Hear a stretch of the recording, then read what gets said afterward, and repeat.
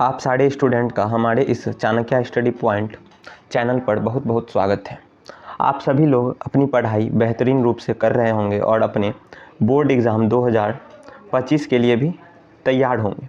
इसी क्रम में आप सभी लोगों के डिमांड पर इस YouTube चैनल में आप सबों के लिए चैप्टर वाइज सारे सब्जेक्ट का जो है 2 मार्क्स का क्वेश्चन और 5 मार्क्स का क्वेश्चन लाया गया है, जिसमें आपको लघु उत्तरीय प्रश्न और दीर्घ उत्तरीय प्रश्न देखने को मिलेगा। तो आज हम लोग हिंदी जो आपका गोधूली 1 है, उसका जो सबसे पहला चैप्टर है श्रम विभाजन और जाति प्रथा, उसका हम लोग लघु उत्तरीय प्रश्न और दीर्घ उत्तरीय प्रश्न देखने वाले हैं। पहले हम आपको लघु उत्तरीय प्रश्न बताएंगे, फिर उसके बाद दीर्घ उत्तरीय प्रश्न बताएंगे। इसी क्रम में आपका सारे चैप्टर का जो सिलेबस है वो कंप्लीट होगा। आज पहला चैप्टर का आएगा वीडियो, फिर अगले दिन जो है आपका दूसरा, तीसरा, इसी क्रम में आगे चलता रहेगा। और साथ ही आपको सारे सब्जेक्ट का चैप्टर वाइज लघु उत्तरीय प्रश्न और दीर्घ उत्तरीय प्रश्न का वीडियो इस चैनल पर उपलब्ध हो जाएगा। यह वीडियो उन सारे स्टूडेंट के लिए काफ़ी ज़्यादा इम्पोर्टेंट होने वाले हैं जिसने अभी तक अपनी पढ़ाई कंप्लीट नहीं की है। तो यह जो है शुरुआत से हर एक चैप्टर का लघु उत्तरीय प्रश्न और दीर्घ उत्तरीय प्रश्न उसे देने का प्रयास किया जाएगा और यह क्वेश्चन आपके बोर्ड परीक्षा 2025 में भी पूछे जाएंगे। इसकी 100% गारंटी है। अगर आप सारे वीडियो को देखकर अपने एग्ज़ाम देने जाते हैं तो यह क्वेश्चन आपको ज़रूर से ज़रूर फ़ायदा पहुँचाएगा। तो चलिए बिना देरी किए इस वीडियो को स्टार्ट करते हैं और आपको बताते हैं कि श्रम विभाजन और जाति प्रथा में कौन कौन से इम्पोर्टेंट क्वेश्चन हैं। मैं आज जितना क्वेश्चन आप सभी को बताने वाला हूं, उससे अधिक क्वेश्चन इस चैप्टर से पूछे ही नहीं जा सकते। यानी कि जो भी इम्पोर्टेंट क्वेश्चन है उसे हमने इस वीडियो में कवर करने का पूरा कोशिश किया है। तो चलिए बढ़ते हैं वीडियो में आगे और देखते हैं श्रम विभाजन और जाति प्रथा का सबसे पहला क्वेश्चन।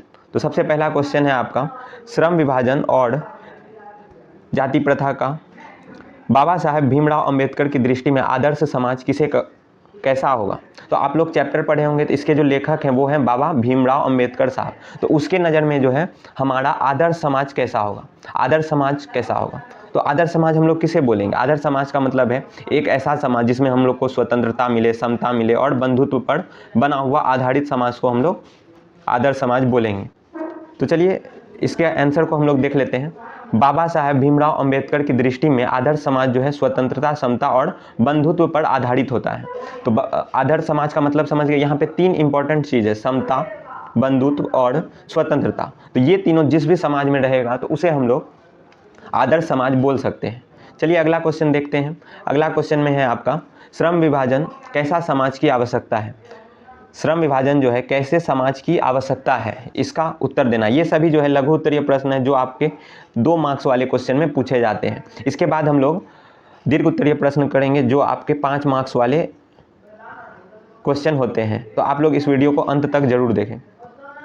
तो चलिए, श्रम विभाजन आज के सभ्य समाज की आवश्यकता है। तो आज के जो सभ्य समाज है उसका श्रम विभाजन जो है एक बहुत ही आवश्यक तथ्य बन गया है। तो श्रम विभाजन किसकी आवश्यकता है? तो श्रम विभाजन जो है सभ्य समाज की आवश्यकता है। इसके बाद हम लोग चलते हैं, जाति प्रथा भारत में बेरोजगारी का एक प्रमुख और प्रत्यक्ष कारण कैसे बनी हुई है।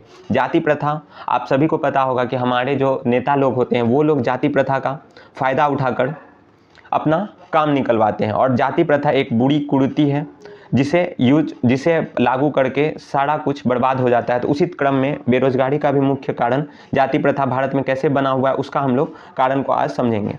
तो आज के युग में उद्योग धंधा की प्रक्रिया और तकनीकी में निरंतर बदलाव आता है। ऐसी हालत में मनुष्य को अपना पेशा बदलने की ज़रूरत पड़ सकती है। पेशा दोस्तों किसको बोलेंगे? पेशा हम लोग बोलेंगे कि जीवन यापन करने के लिए व्यक्ति जो भी काम करता है उसे हम लोग पेशा बोलते हैं। जैसे कोई बिजनेस करता है या कोई सरकारी जॉब करता है या कुछ भी करता है तो उसे हम लोग उसका पेशा बोलते हैं। स्टूडेंट का पेशा क्या होता है? स्टूडेंट का पेशा होता है पढ़ाई करना। ठीक है, तो चलिए आगे देखते हैं इसमें और क्या दिया हुआ है।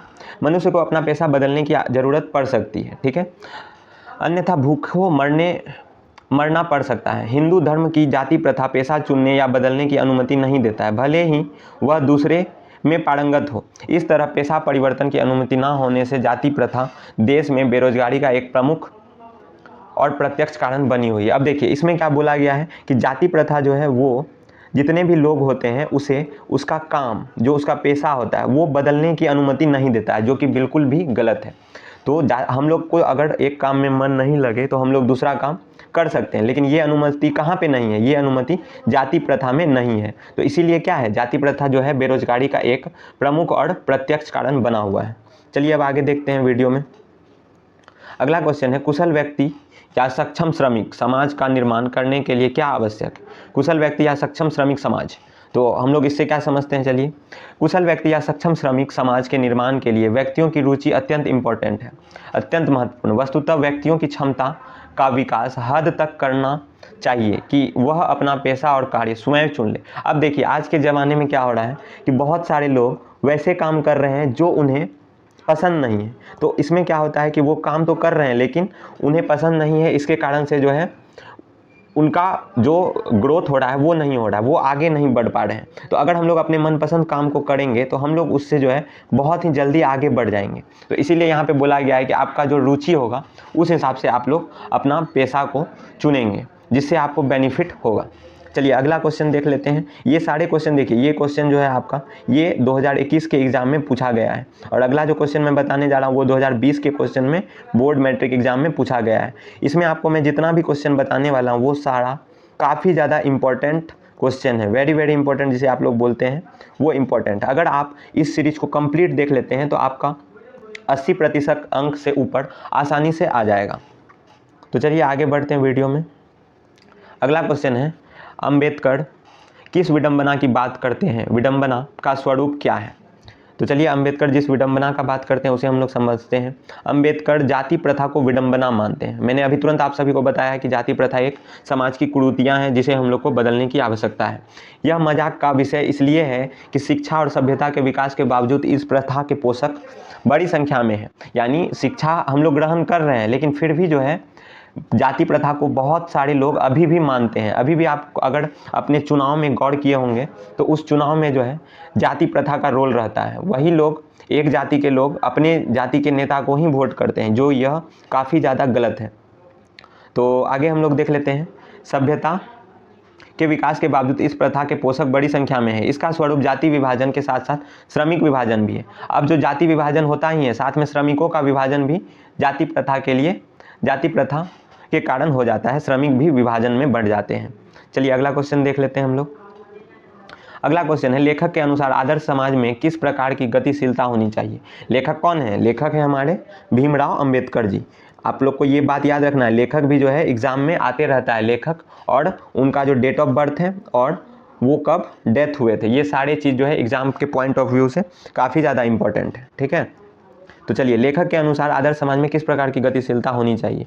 किसी भी आदर्श समाज में इतनी गतिशीलता होनी चाहिए जिससे कोई वांछित परिवर्तन समाज के एक छोर से दूसरे छोर तक संचारित हो सके। ऐसे समाज के बहुविध हितों में सबका भागी होना चाहिए तथा सबको उनकी रक्षा के प्रति सजग होना चाहिए। यानी ये बोल रहे हैं कि आदर्श समाज में जो है गतिशील तभी आएगी जब किसी भी काम में जो है सारे लोगों की भागीदारी होगी। अगर हम लोग किसी भी काम को सारे लोग मिलकर करेंगे और अपने रुचि के हिसाब से करेंगे तो वो क्या होगा? वह होगा हमारा एक आदर्श समाज। तो चलिए अगला क्वेश्चन हम लोग देखते हैं। जाति प्रथा स्वाभाविक विभाजन नहीं है, क्यों? तो अभी तक हम लोग जाति प्रथा के बारे में ही बात कर रहे हैं कि यह जो है काफ़ी ज़्यादा गलत है और यह एक श्रमिक विभाजन नहीं है और होना भी नहीं चाहिए। तो जाति प्रथा स्वाभाविक विभाजन नहीं है, क्यों? तो इसका जो आंसर है वो हो जाएगा आपका रुचि पर आधारित नहीं होने के कारण जाति प्रथा स्वाभाविक विभाजन नहीं है। आपको अभी तुरंत मैंने बताया है कि जो लोग जाति प्रथा में फंस जाते हैं वो लोग अपने रुचि के आधार पर काम नहीं कर पाते हैं, जो कि उनका नुकसान करता है। चलिए अब आगे हम लोग जो है दीर्घ उत्तरीय प्रश्न को देखेंगे। इससे ऊपर 7 क्वेश्चन मैंने आपको बताया है, 2 मार्क्स वाले क्वेश्चन बताए हैं। उसके बाद जो है आपको श्रम विभाजन और जाति प्रथा के 5 मार्क्स वाले क्वेश्चन, जिसे आप लोग दीर्घ उत्तरीय प्रश्न बोलते हैं, वो आपको बताने वाला हूँ। तो चलिए देखते हैं 5 मार्क्स वाला क्वेश्चन।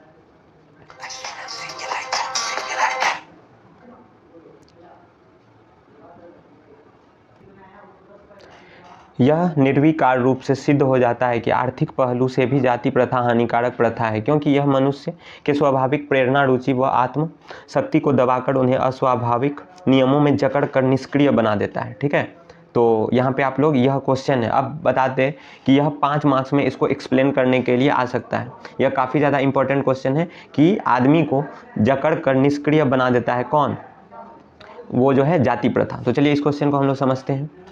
और हमेशा याद रखें जो भी क्वेश्चन का आंसर है उसे आप लोग अपने शब्दों में देने का कोशिश करें, उससे क्या होगा आपको फुल मार्क्स मिलेगा, क्योंकि आपने क्या समझा है पढ़कर वो काफ़ी ज़्यादा इंपॉर्टेंट हो जाता है और उसे जब आप लिखते हैं तो आपको फुल मार्क्स दिया जाता है।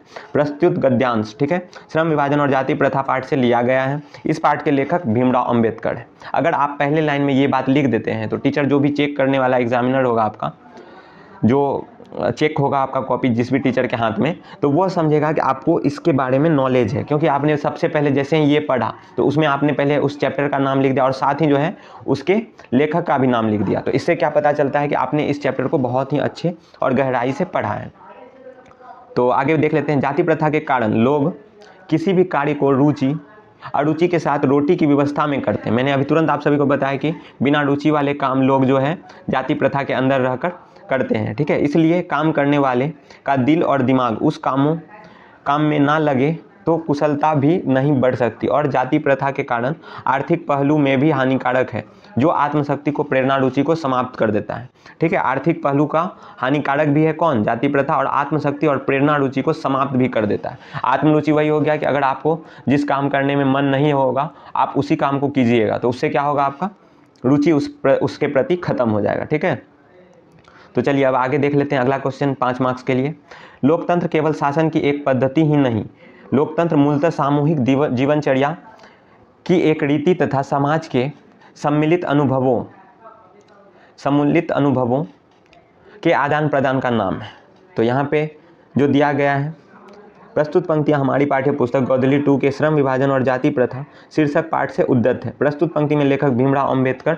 यहाँ पे भी हम लोग क्या करेंगे, लेखक का नाम और चैप्टर का नाम जरूर से लिख देंगे। इससे क्या होगा, हम लोग को टीचर को समझाने में आसानी होगा कि यह जो है चैप्टर हमारे द्वारा पढ़ा गया है और मुझे इसकी पूरी नॉलेज है, ठीक है। लेखक कहता है कि लोकतंत्र मात्र शासन पद्धति नहीं है, लोकतंत्र जो है वो शासन पद्धति नहीं है जिससे देश संचालित हो। वस्तुतः यह एक ऐसी जीवन शैली है जिसमें समाज के सभी वर्गों के लोग एक दूसरे की भावनाओं का आदर करते हैं और अपने अधिकारों की ही रक्षा नहीं करते, अपितु दूसरे के अधिकारों की भी चिंता करते हैं और अपने अपने कर्तव्यों का पालन करते हैं। वे कभी दूसरे की आज़ादी नहीं छीनते, ठीक है। वे जो है कभी भी दूसरे की आज़ादी नहीं छीनते। तो इस तरीके से हमारा दूसरा जो है 5 मार्क्स का क्वेश्चन कंप्लीट होता है, ठीक है। अब आगे चलते हैं, हम लोग आगे देखते हैं। सच्चे स्वतंत्र की स्थापना के लिए भीमराव अंबेडकर ने किन विशेषताओं को आवश्यक माना। सच्चे लोकतंत्र की स्थापना के लिए भीमराव अंबेडकर ने स्वतंत्रता, समता और बंधुत्व, ये तीनों काफ़ी ज़्यादा इंपॉर्टेंट वर्ड हो जाता है इस चैप्टर के लिए। इसको आपको 100% याद रखना है, क्योंकि श्रम विभाजन और जाति प्रथा से जो है क्वेश्चन पूछे ही जाते हैं और यह आपको काफ़ी ज़्यादा फायदा पहुंचाएगा, ठीक है। तो चलिए यहाँ पे हम लोग आगे देखते हैं। बंधुत्व पर आधारित समाज जो आवश्यक माना है, ऐसे समाज में बहुविध हितों में सबकी सहभागिता होगी और सभी एक दूसरे इसकी रक्षा को तत्पर रहेंगे। उनका ख्याल था कि दूध पानी के मेल की भांति, ठीक है, ये भी गौर से आप लोग समझिएगा, दूध पानी के मेल की भांति भाईचारा ही सच्चा लोकतंत्र है। अगर दूध और पानी को आप लोग मिक्स कीजिएगा तो वो कभी भी अलग अलग नहीं होगा। तो उसी तरह हम लोग का जो है क्या होना चाहिए, हम लोग का भाईचारा भी उसी तरीके का होना चाहिए, दूध और पानी के मिश्रण के तरह। दरअसल लोकतंत्र एक शासन पद्धति नहीं, सामूहिक दिनचर्या और समाज में सम्मिलित अनुभवों का आदान प्रदान का नाम है। तो जितने भी समाज में अनुभव होते हैं उसके आदान प्रदान को हम लोग क्या कहते हैं, उसे हम लोग लोकतंत्र कहते हैं। ये बात हमेशा याद रखिएगा आप लोग। तो चलिए इस तरीके से हम लोग का तीसरा क्वेश्चन जो है कंप्लीट हो गया 5 मार्क्स का। अगले चलते हैं अगले क्वेश्चन की ओर। जाति प्रथा का यदि श्रम विभाजन मान लिया जाए तो स्वाभाविक विभाजन नहीं है, क्योंकि यह मनुष्य की रुचि पर आधारित है। कुशल व्यक्ति या सक्षम श्रमिक समाज का निर्माण करने के लिए आवश्यक है कि हम व्यक्तियों की क्षमता इस सीमा तक विकसित करें जिससे वह अपने पेशा या कार्य का चुनाव स्वयं कर सके। चलिए देखते हैं इसके उत्तर को। प्रस्तुत गद्यांश श्रम विभाजन और जाति प्रथा पाठ से लिया गया है और इसके लेखक भीमराव अंबेडकर है। यह क्वेश्चन आपको, जो भी क्वेश्चन आपको इस चैप्टर से रिलेटेड आए या किसी और